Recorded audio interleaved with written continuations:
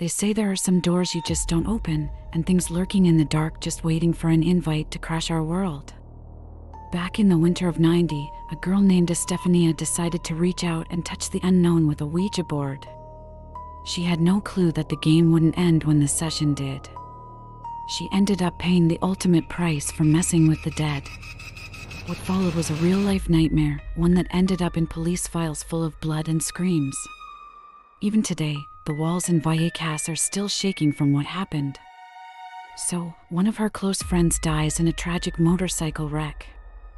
Estefania and her girls decide they're gonna try and reach him. They get their hands on a Ouija board and sneak down into the school basement to hold a séance. Right in the middle of it, a teacher busts them. She's furious, grabs the board, and snaps it right in half. And that's when things got creepy. The girls swore they saw this thick, oily black smoke rise from the board, and Estefania? She inhaled it. Like, straight up sucked it into her nose.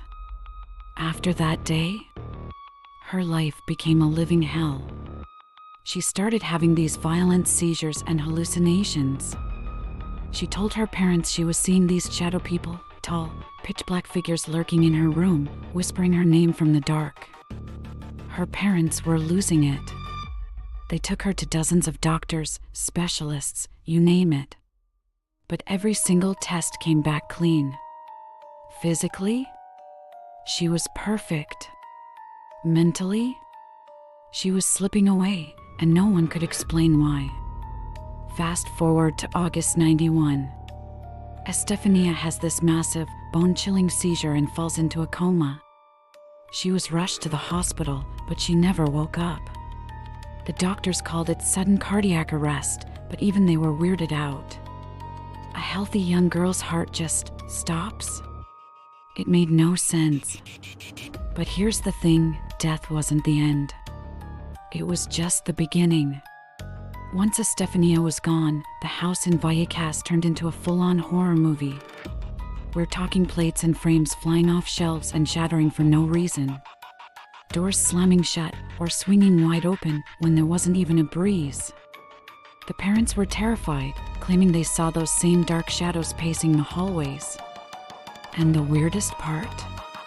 One night, a framed photo of Estefania on the wall just spontaneously combusted. But get this, only her face burned away. The glass and the frame? Not a scratch.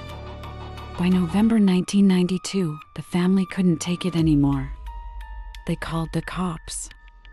Now, Inspector Jose Negri and his team roll up thinking it's a break-in, right? They're seasoned pros. But what they saw that night is actually written in the official police files, and it'll give you chills. They watched, with their own eyes, a cupboard door fly open in a way that defied physics. They found this gross, brown slime oozing out of nowhere onto the furniture. And as they walked through the house, a crucifix on the wall flipped itself upside down while they heard this rhythmic, metallic scratching coming from inside the walls. This isn't some urban legend, it's documented by the Spanish authorities. It's one of the only times a police report has ever officially listed paranormal activity as a fact. So, what really happened? The skeptics say it was all in their heads. Maybe Estefania had undiagnosed epilepsy, and the rest was mass hysteria fueled by grief. But the family? They weren't buying it. They eventually packed their bags and ditched the house. And the wildest part? The people who moved in after them?